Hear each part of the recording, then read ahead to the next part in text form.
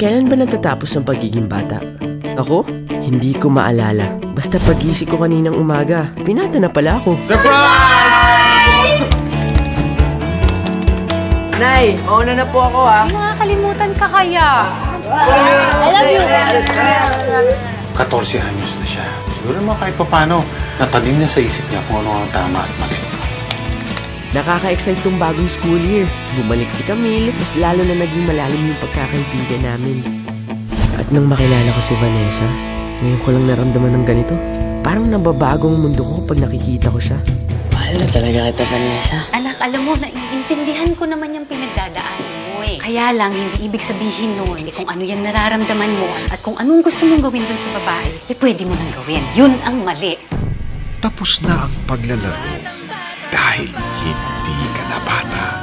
Bagito, ngayong Lunes na bago mag-TV Patrol.